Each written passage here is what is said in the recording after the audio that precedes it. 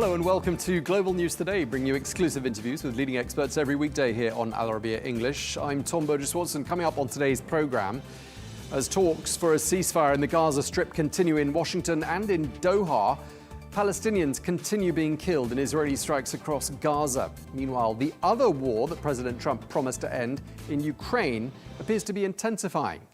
Coming up, we'll get the latest on both of those conflicts from the ground. Plus, we ask, is either war any closer to a resolution?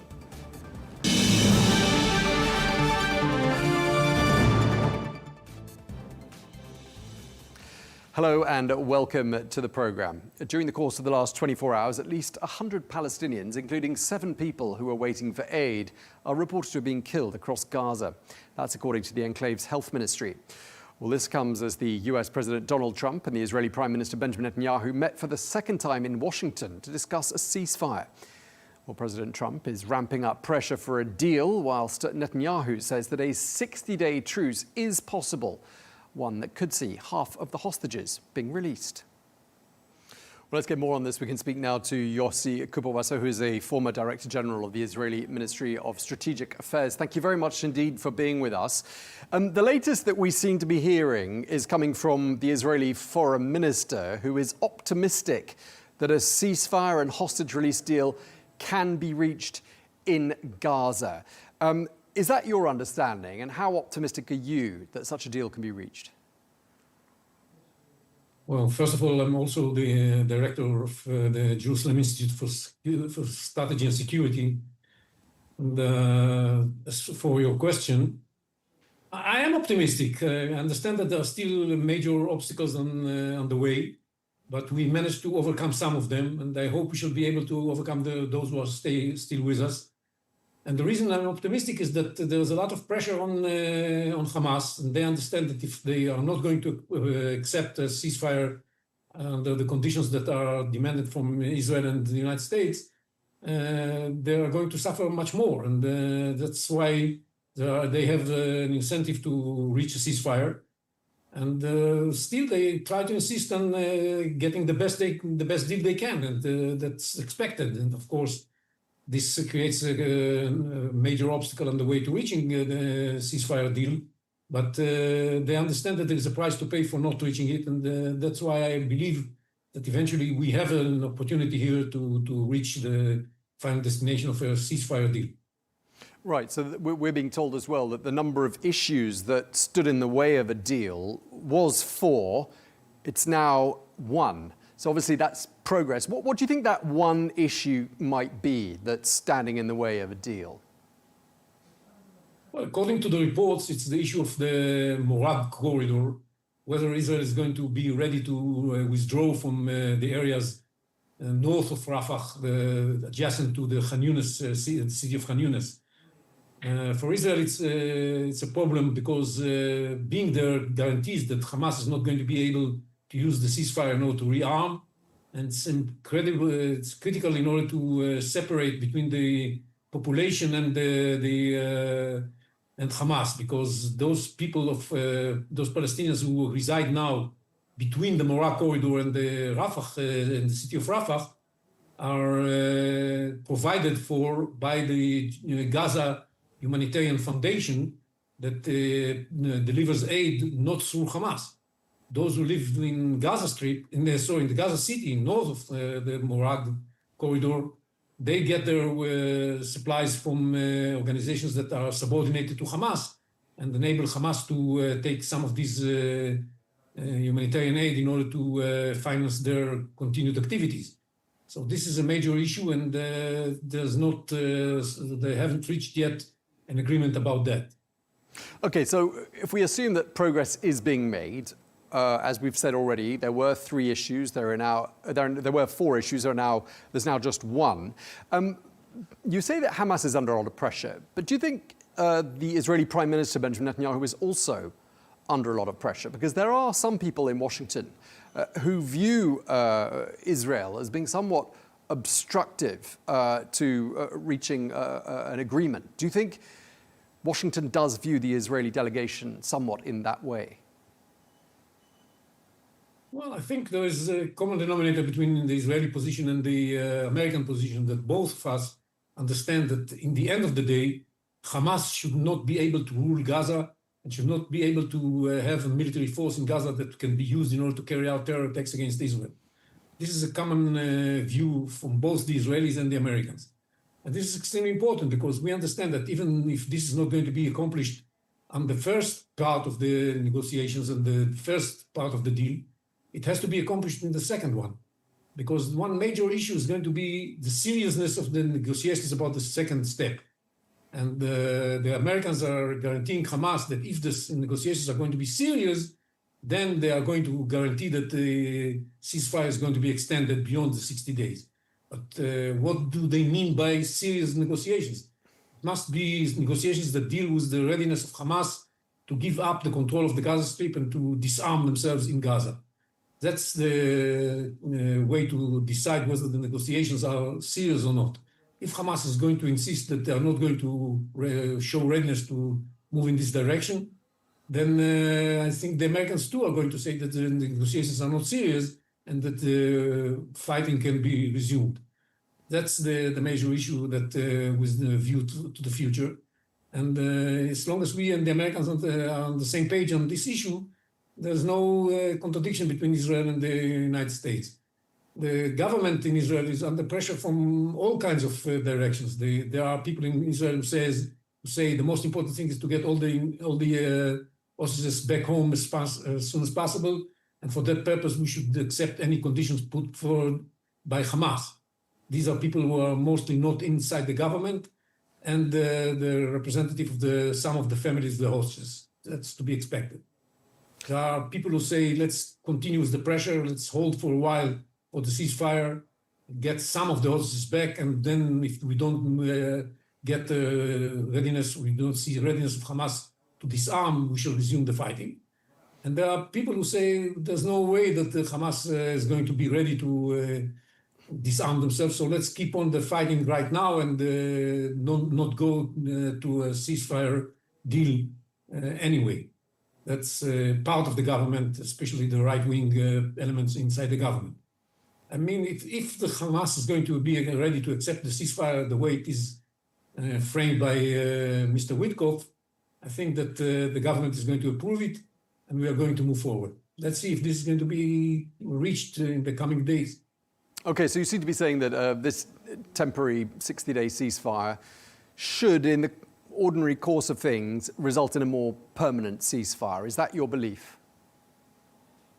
If the negotiations during the 60 days are going to show that the Hamas is ready to discuss its disarmament and leaving the Gaza Strip control in the hands of somebody else, including for security purposes, then there's a good chance that the 60 days are going to be extended. If not, after the 60 days, we should resume the fighting.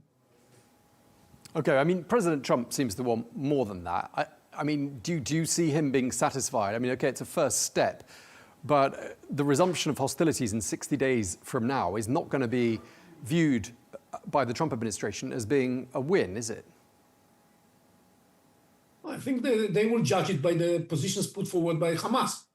If Hamas is going to adopt a very negative approach to reaching a solution that would mean that it is going to be disarmed, then the Trump administration will understand that there is a problem with Hamas. They keep saying it all the time. The hurdle to reaching an agreement is Hamas.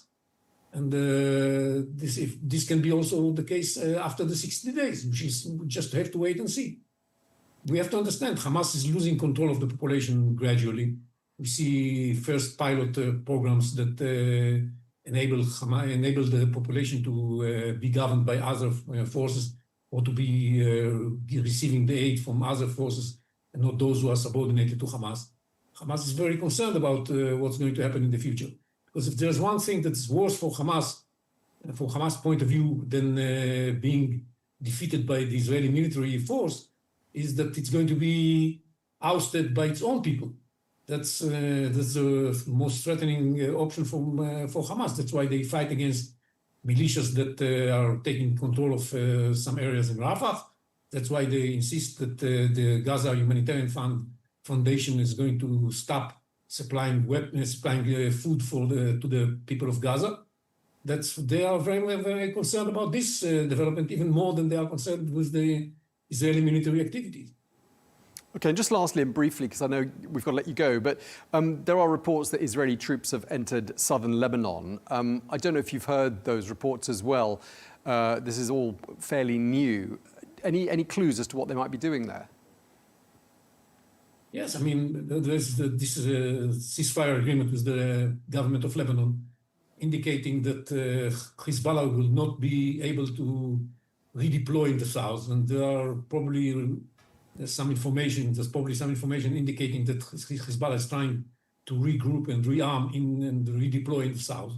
So we keep hitting the operatives of Hezbollah in the south, and probably there is a need to take care of some infrastructure that was rebuilt by Hezbollah in the south, and that's why Israel had to send some ground forces to take care of that, because not everything can be dealt with through air attacks.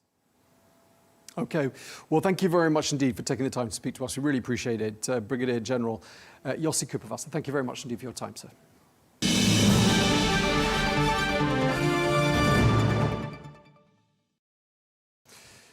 Well, let's get more perspective on Gaza. We can head to Washington and speak to our next guest, Paul Glastrus, who's a former chief speechwriter to President Bill Clinton. Thank you very much indeed for joining us. Just really for the benefit of our audience, I mean, we're talking, aren't we, in the week of what is the quarter-of-a-century anniversary of Camp David, which was July 2000. Perhaps this is all bringing back some memories for you, Paul. But just really forward-winding to the present day, Prime Minister Netanyahu has been in Washington this week. Lots of talks taking place, lots of energy, it would appear, in the diplomatic effort to bring about an end to the war in Gaza. What does it look to you like has been achieved so far? Well, I think you've said it. A lot of energy, a lot of movement. There are reports that the negotiations that are being hosted by Qatar are moving things forward, but other reports saying that there are major obstacles that haven't moved. So from our outside perspective, it's hard to say anything's been achieved. Again, we're not really yet talking, as far as I know, about a peace in Gaza. We're talking about merely a ceasefire, and we've had a couple of those, and they've come and gone, usually with exchanges of hostages for many, many more Palestinian prisoners. And as far as I know, that's what these talks are about. Sure. A 60-day ceasefire, it's hoped, will be achieved. And then we're being told by some analysts we're speaking to that will pave the way for something a little longer lasting. Some commentators are suggesting that this being Prime Minister Netanyahu's third visit to Washington this year looks a bit like he's been summoned to the White House, with President Trump demanding an end to the war right now. Is that what it looks like to you? Well, that may be how the White House would like it to be perceived. President Trump's been doing a lot of demanding and summoning these days. He's never really gotten much for it out of Benjamin Netanyahu, who has his own vision and his own political and personal reasons for doing what he's doing. Nor has it gotten him much out of Putin and Russia, who he's furious with right now. So I think there's certainly a lot of pomp and circumstance trying to portray it as President Trump demanding this or that. I'm not sure, other than a visit, he's gotten much. Right, but let's try to get inside President Trump's head here. I mean, supposing we do get this 60-day ceasefire, presuming that paves the way to something a little more long-lasting. I mean, it looks like President Trump wants a legacy-defining solution here. Is that how it looks to you? And do you think now is an opportunity for that? I think every president who engages with the Israel-Palestinian situation would like to be the author of a lasting legacy. Certainly President Clinton went, absolutely to the last moment trying to arrange that. He was foiled at the time, mostly by the Palestinian Yasser Arafat unable to or unwilling to sell what he had self-negotiated to his own people. In this case, I'm sure that Trump wants a legacy, like all presidents. He'd also like to win the Nobel Peace Prize. And Benjamin Netanyahu handed him a letter that Netanyahu had sent to the Nobel committee nominating Trump. That's the level of flattery that world leaders have learned to give to Donald Trump in order to manage him. And Netanyahu would like Trump's backing for a peace settlement that looks very much like ethnic cleansing, the moving out of Palestinians from Gaza. And Trump has talked about this himself as recently as this visit. So, that seems to be the plan, or certainly one of the plans. Yeah, and that's going to be totally unsellable to Arab heads of state and Arab leaders who President Trump has got increasingly strong ties with. What's different this time around with President Trump in office compared to his first term, or indeed any other US president, with regards to the situation in the Middle East? I mean, there seems to be more momentum and a less complicated landscape right now than perhaps there was even a year ago. Iran, Syria, Lebanon, the situation's less complex than they were. I mean, do you think the momentum is there? Well, I think there is momentum.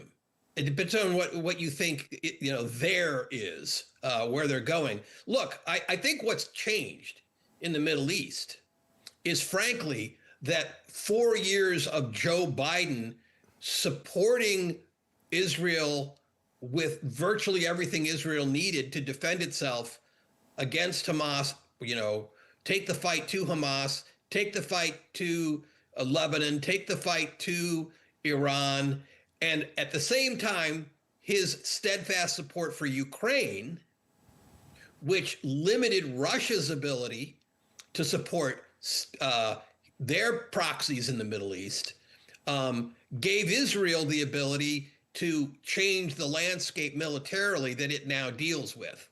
Trump came in, less than 6 months ago to a Middle East that was completely changed from the one that he presided over as president, or dealt with as president in his first term. And that's largely, the unacknowledged legacy of Joe Biden. Right, but in terms of just looking at the chronology of how things could unfold from here, I mean, a ceasefire deal, end the Gaza war, get the Israeli hostages home, and then comes a more difficult step. President Trump has to decide whether or not he's going to support statehood for the Palestinians. But if he doesn't do that, then he can't expand the Abraham Accords. So that seems to be roughly the order in which decisions have to be taken, doesn't it? I think that's right. I think you've described the order quite well. I suppose there is an outcome that we could call a just peace that is possible. But it would require a change of direction from Israel and, frankly, from Hamas to put that into place. I don't see any sign of either of those right now. But, could there be some end to hostilities that we could call peace that would, more or less be a reoccupation of Gaza and an ethnic cleansing of Palestinians from Gaza and a continuing, crackdown in the West Bank? Yes, there could be, and that may be what Donald Trump winds up endorsing. Okay, I mean, that wouldn't work, though, would it? That wouldn't tally with President Trump's vision of this new Middle East that we keep hearing about from people in his administration, which is a sort of comprehensive solution for the entire region. I mean, you can't reconcile a new Middle East with the ethnic cleansing of the Palestinians, can you? No, you can't. If the comprehensiveness that they have in mind includes support from other Arab states, Saudi Arabia, the Gulf states, Egypt, Jordan, they're not going to sign on to that. Maybe if it's a fait accompli and years later, but if that's the path they go down with, that is not a comprehensive peace. That's a war crime. Yeah, indeed. I mean, all Arab states, the whole of Europe, seem to be pretty aligned on this one. Patience with the war has run out. What Netanyahu and Trump are talking about, in the last 24 hours. Yeah, I mean, it seems that, Netanyahu has no one else to turn to but President Trump, does he? That's right. He's increasingly isolated in the world. I mean, he's got, better relations with Russia than a lot of countries do, and Azerbaijan and some other states that they have. He has, partnerships of convenience with, but he's as isolated or more isolated than any Israeli leader, certainly in my lifetime. How do you think Bill Clinton is watching these developments, and what do you think he'd do differently in this situation, sitting the other side of the negotiating table from Benjamin Netanyahu in this particular context? Boy, that's a question I couldn't begin to answer. The house has been destroyed. You've killed all the relatives. There's no food, and you say, all right, now what will you do? Well, the situation is pretty dramatically worse than what President Clinton, when he governed the United States. He had a partner in Ehud Barak and a labor government that was willing to sacrifice for a two-state solution. We are so far from that now. That is a dead letter in Israel, and I think it would be Bill Clinton was a pretty good politician and diplomat. I'm not sure who has the talent to unravel this. Yeah, I mean, what is President Trump's position on Palestinian statehood? Because it seems to change, as we've been saying, from kind of one week to the next, doesn't it? I don't think I certainly don't know. I can't figure it out. I can't figure out his position on trade or Ukraine. It is situational. It seems that he's trying to find in most situations a deal or settlement that reflects well on him. He is guided by some ideas, many of them that go back, many, many years. But it's very, very situational, and he's able, all politicians who are good are able to be flexible. He is able to be a contortionist, we'll see where it goes. So far, a lot of activity, not a lot to show for it. Well, there was the conclusion to the 12-day war between Iran and Israel, and many attribute the swift conclusion to that war to President Trump's intervention and proactivity. I mean, would you support that? No, the President Trump, by abandoning a carefully negotiated multinational treaty with Iran to keep a lid on their nuclear weapons programs, put himself in the position of then having no other recourse but to use military power that he said he wouldn't use. That was Donald Trump fixing a problem of his own creation, and we're not even sure he fixed the problem. He certainly did use bunker buster bombs. It is unclear how much damage they did, and it will be more unclear what, if any, Iran nuclear program there is, because they're no longer, as a result of that, inspectors on the ground. So, no. Okay. Well, you did mention the Nobel Prize just a moment ago. And if President Trump succeeds here, let's assume a ceasefire deal is struck this week for 60 days. That paves the way to something more lasting. Let's imagine a situation in which some sort of statehood arrangement is made for the Palestinians. President Trump will have then done something that's eluded every US president, really, since the fall of the Ottoman Empire. And that would earn him something much bigger, wouldn't it, than a Nobel Peace Prize. That would earn him a place in history, and a very special place. Sure.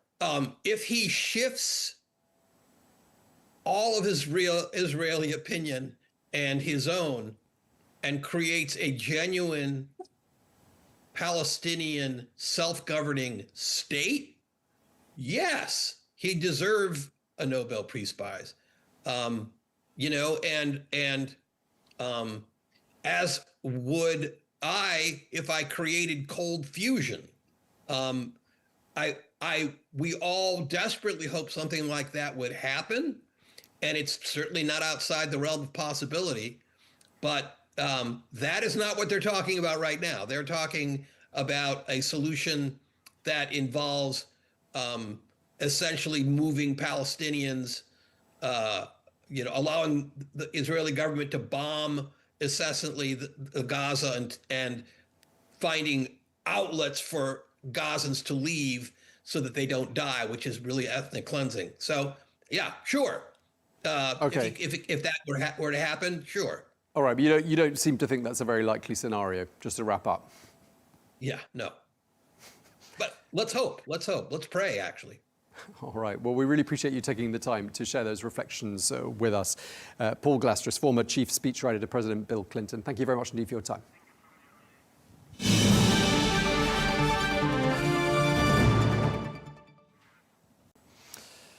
Now, turning our eye to the war in Ukraine, at least 8 people were killed overnight in Russian drone attacks in the Donetsk region to the east of the country. Well, Russia's aerial assault came shortly after the US President Donald Trump criticized his Russian counterpart, President Vladimir Putin, and even threatened him with new sanctions. Let's take a listen. We get a lot of thrown at us by Putin, for you want to know the truth. He's very nice all the time, but it turns out to be meaningless. Do you want to sanction him?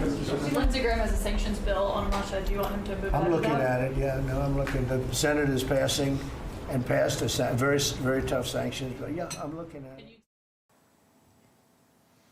Well, let's stay with the war in Ukraine and get a US perspective now. We can speak to Kurt Volker, who is a former US Special Representative for Ukraine negotiations under President Trump and former US Ambassador to NATO.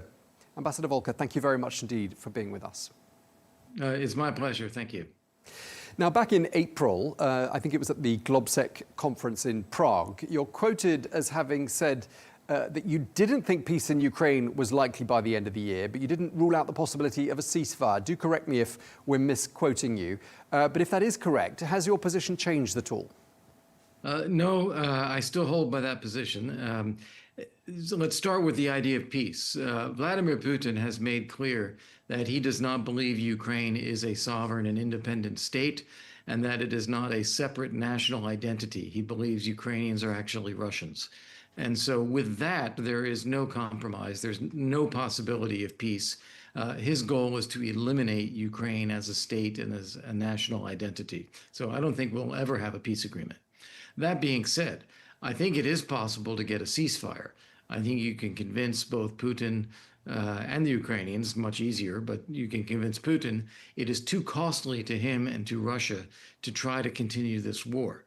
And so he could be compelled, really, to accept a ceasefire. If that's the case, and I think that could be, then we can all build on that ceasefire to build a more stable, lasting, but very tense standoff. What would cause Putin to come to that conclusion? I think the most important thing that he's going to be confronting is the finances of the state of Russia. They are low on foreign exchange reserves. They do not have a lot of money coming in from oil and gas sales, and that may be going down, especially if secondary sanctions are applied. So he may face a fiscal crisis. And then on the military front, he's losing a lot of soldiers and a lot of equipment. Now, he's also building more equipment and he's recruiting more soldiers, but he's losing a lot. And so it may be that by the end of this year, he would like to see a ceasefire. Right. And you just touched on what I was going to ask you next, which is about this economic Achilles heel. I mean, you mentioned a couple of indicators there, another couple of economic indicators that are flashing red in Russia. Q1 GDP is down very sharply, down to, I think, 1.4%. Manufacturing activity declining, consumers tightening their belts. I saw that car sales were down 30% in June year on year. Inflation is high, there's a recession looming, and the budget is strained. I mean, it could be, yes, couldn't it, that if current sanctions, I mean, you seem to be suggesting perhaps they're not adequate, but if they were cranked up a bit, I mean, could this be the way to end the war?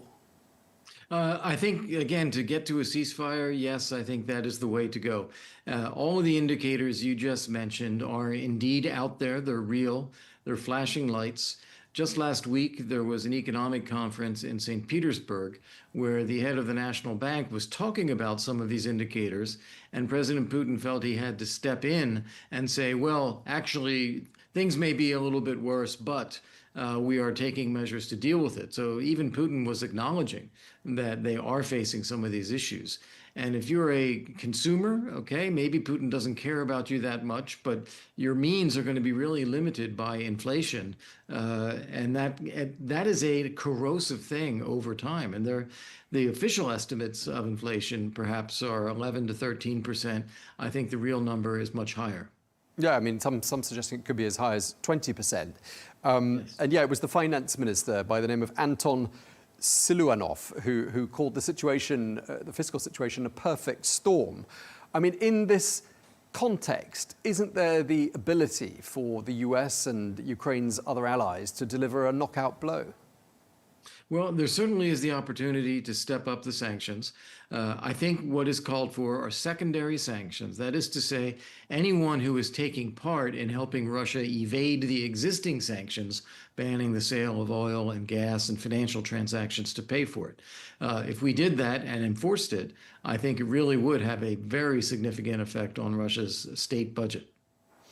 Okay, since President Trump returned to office in January, I mean, has anything been achieved with regards to bringing this war to an end? Any steps in that direction? And has President Putin shifted an inch? Yeah, I think that there have been. I think that he has aligned the United States and Ukraine in terms of policy goals, where Ukraine is now agreeing that there can be an immediate ceasefire in place. Prior to that, they would have wanted to retake territory. And President Trump didn't want to support the continuation of the war and to have American weapons used to continue the war, but for Ukraine to be able to defend itself if Russia continues. He seems to have achieved that with President Zelensky. He and Trump now agree on the idea of an immediate ceasefire. Second, President Trump came into office promising not to use any more American taxpayer dollars to support Ukraine. But that doesn't mean that we cut Ukraine off. It just means that assistance has to be paid for. And here again, they've now reached a deal on access to Ukraine's natural resources to create a redevelopment fund, which can be collateralized as a way of paying for this assistance. In addition, the U.S. can let Ukraine borrow money, or the European Union could lend money to Ukraine. So as long as Ukraine is able to pay its own way, then weapons flows to Ukraine can continue. And that's something else that I think has now been put into alignment. The piece of the plan that has not worked is getting Putin to agree to a ceasefire. And that is where, as we just discussed, I think more pressure is needed on Putin to try to push him in that direction. Right, so when President Trump says he's not happy with President Putin and used a couple of strong words, as he tends to do at the moment, when he's unhappy about things, I mean, do you see this as being a mere mood swing by President Trump, or do you see this as part of a broader strategy? It's a little of both, I guess I would say. There's definitely a mood swing because he has tried. President Trump has really bent over backwards to give opportunities to Putin, to give offers to Putin, enticements that would get him to agree to a ceasefire. And Putin has rejected him on every occasion. And I think that has soured Trump's mood. He's very frustrated with Putin right now. In addition to that, I think Trump knows he's choosing those words, those salacious words you highlight, carefully, in the sense that he wants to demonstrate his displeasure to see whether that can also motivate Putin. But the reality, as I see it, is that Putin only responds to force, only responds to tough actions. And that's what Trump is going to have to do to get any attention from Putin at all. Okay, and of course he might respond, might he not, to a collapsing economy? Well, that's right. And that would be caused by the types of tougher sanctions that we just discussed. He may not have a choice if he wants to preserve the Russian state to actually call for a ceasefire, because otherwise it runs the risk of unraveling the state's finances for its own preservation. Do you think President Trump's going to send those Patriot missiles? And is he going to send enough of them to make a significant difference? Yeah, well, yes, he will send Patriot missiles or move Patriot missile batteries. He's encouraged Germany and perhaps others to do so as well. Numbers are an issue because production of Patriots is not happening fast enough to cover the demand that Ukraine has, as well as other countries around the world have. So it's difficult to get the sufficient numbers. But there need to be Patriots because in certain types of incoming weapons, the caliber missiles, for example, Patriot is really the only system that's effective. On the Shahed drones, the Iranian drones that Russia sends into Ukraine, other systems can take those out. But for certain systems, the Patriots are really necessary. Right, and they're really expensive. They're $1 billion for one battery. I mean, that's a huge amount of money. The German Chancellor had a clever idea. Friedrich Merz said that perhaps Germany could buy Patriot missiles from the United States and then deliver them to Ukraine. That would be quite a big win, wouldn't it, for the Trump administration? Something as well for him to show his support base. Yeah, there's nothing to say that that should not happen. It is a good thing for Germany to do that. The question will come down to numbers, just how many Patriot missiles and systems are available. Because we do have this queue of countries that have lined up for production. If you were to make a new order for Patriot missiles now, you might be waiting 7 to 9 years to get those missiles.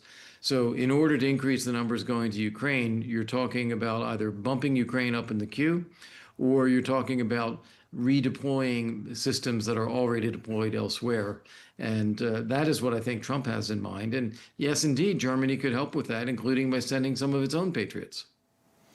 Right. I mean, there's one of the surprising developments in the last couple of days, and I just wanted to ask you what you thought of this, was the announcement of the suspension of military aid to Ukraine that was signed off on by the US Defense Secretary Pete Hegseth.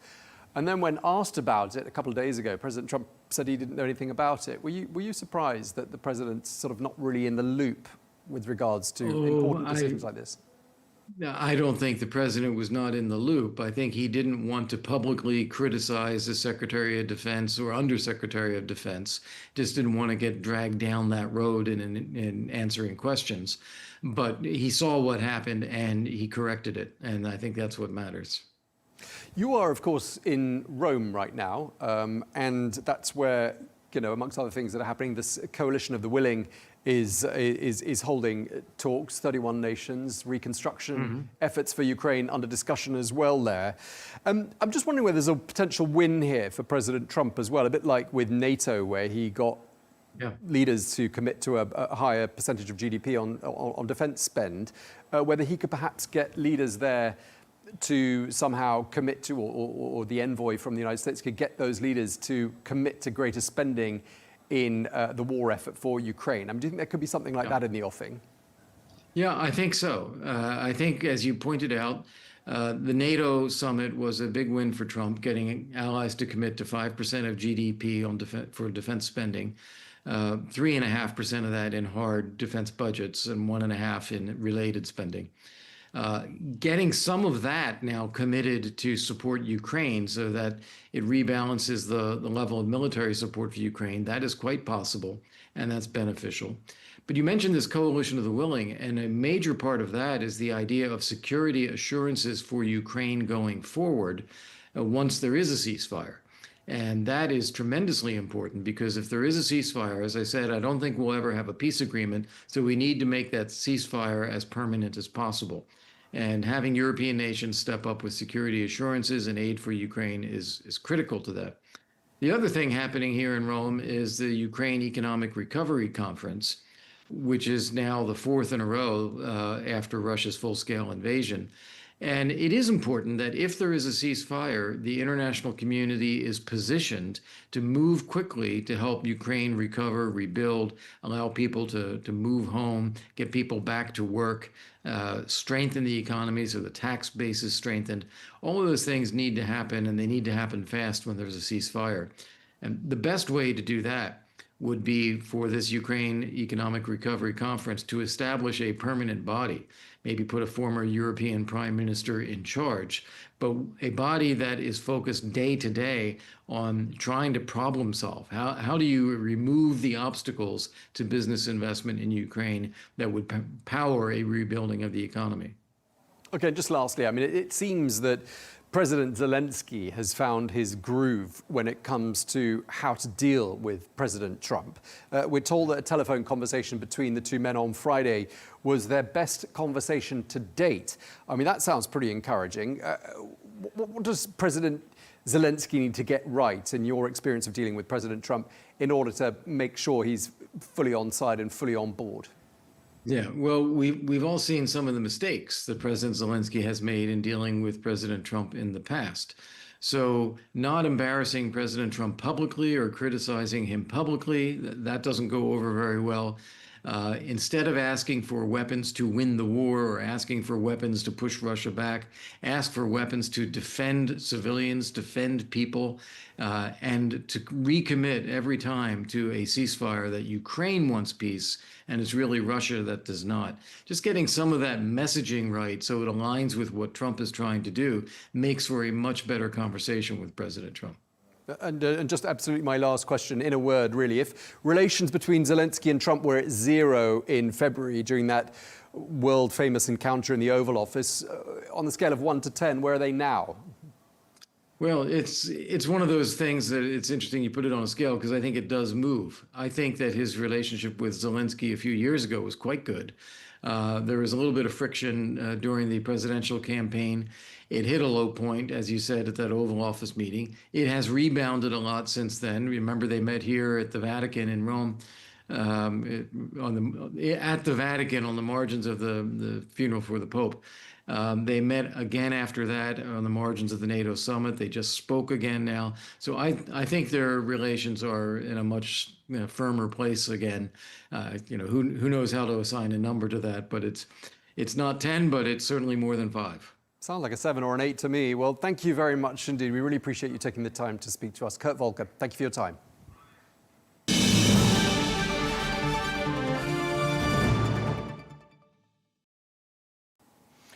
Well, let's cross to Kyiv now, and we can speak to Colonel Yuri Ignat, who's a Ukrainian Air Force spokesperson. Colonel Ignat, thank you very much indeed.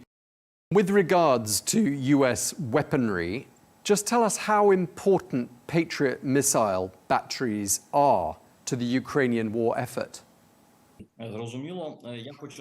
Right, understand. I would like to say that we are so grateful to the people of the U.S., the government of the U.S. For supporting Ukraine in this war against Russia and supporting our people and the American weapons, not only Patriot missiles and also the artillery, and everything depends on the supplies of the American weaponry, and we are standing and we are not allowing the more larger invasion to our territory. And as of today, we are standing against the hundred thousands of Russians.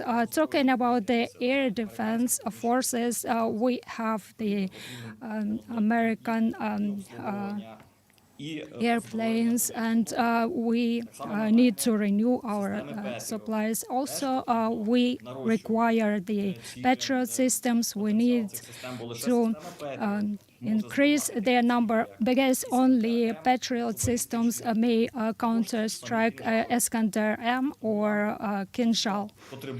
And we do require more support, and we are so grateful to our partners. We are grateful to the European partners. The only thing, if we are talking about the intensifying of the air attacks, we need to build up and increase our air defense systems. We are not only talking about large missiles, we are talking about lower radius missiles, say the British systems, Revent, the system Gepard, Skynex, which is working well in the Ukrainian grounds. And also we would prefer to have more types of the anti-drone tools, and the role of the USA is quite large in our air defense, and we are counting on their support from this country. Colonel, over the last few months, President Trump has sometimes sounded hesitant and reluctant to send more weaponry to Ukraine. Now he says we're going to send more weapons. Does that have the effect of raising or boosting morale in the ranks of the Ukrainian military?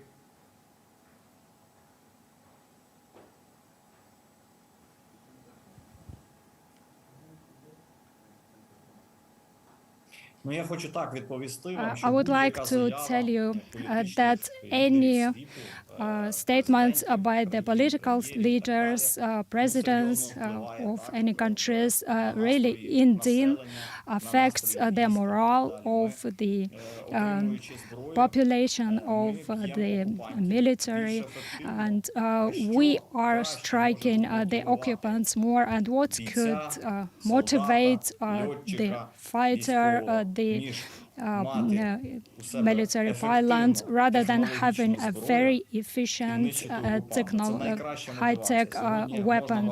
This is the best motivation. We can talk about patriotism, we could talk about anything, but the best motivation for the Ukrainians is seeing how the occupants who come to invade our country are dying, and they are living their burnt weapons there. And this is the best factor, even though some of the Ukrainians feel hesitant about the mobilization. When they see that we do have our tools, we have the weaponry, they would be more motivated to join the army and feel in the problem of their contingent, which exists as of today. And of course, this is one of the motivational factors. President Trump is sounding increasingly frustrated with President Putin. President Trump has been trying to broker a ceasefire. He wants to see an end to this war, and yet the attacks seem to be intensifying. What do you want President Trump to do next?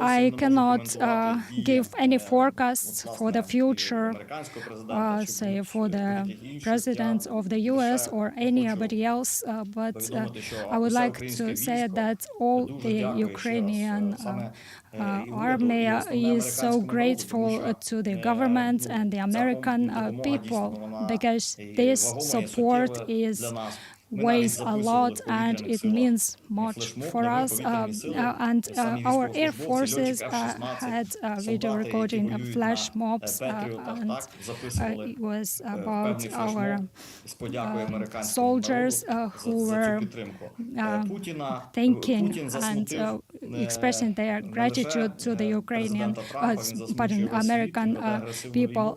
And Putin currently is waging this aggressive war, and the Ukrainian counterpart has done everything and expressed their will to continue the negotiations, to do something for the ceasefire, and our government, our president highlighted on this point, but Russia is doing something which is not leading to the ending of this war. Russia wants blood. They want to be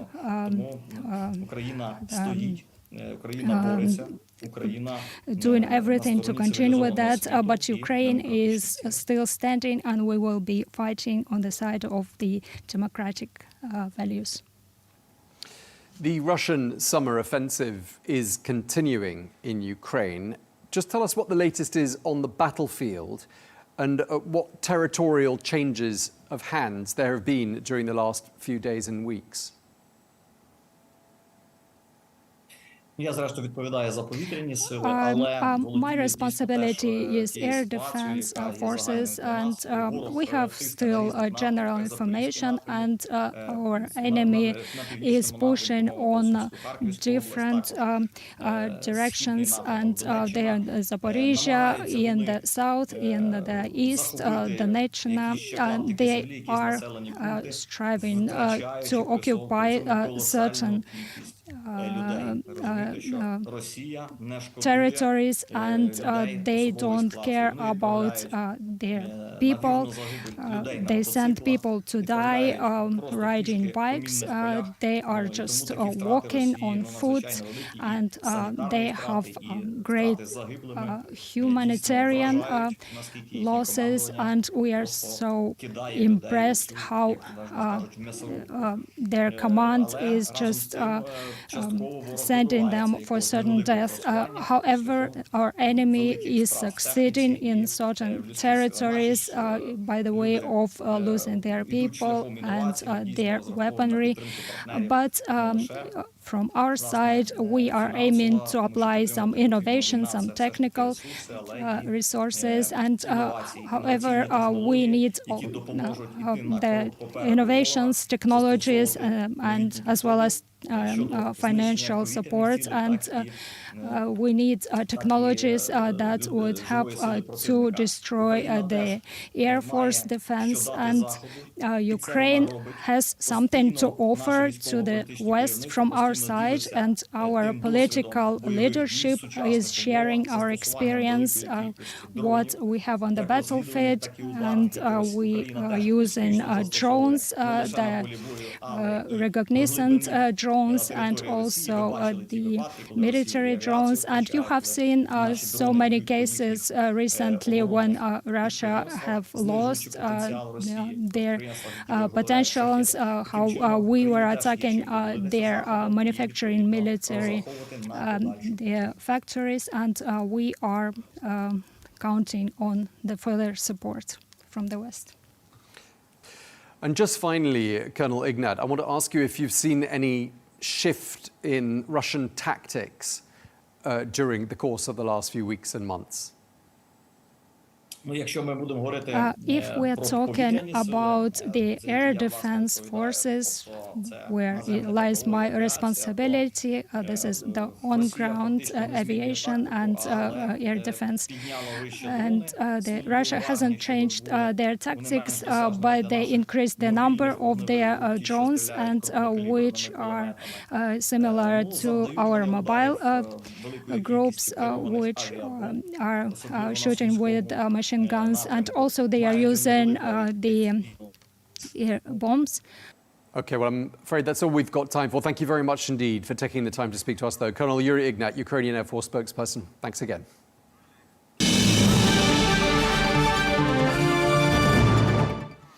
That is all we have time for on Global News today. We've been talking about two conflicts that President Trump wants to end, one in Gaza, the other in Ukraine. A special thank you to our guests today. Thanks to you for watching, and be sure to join us again tomorrow for more exclusive interviews. Until then, bye-bye.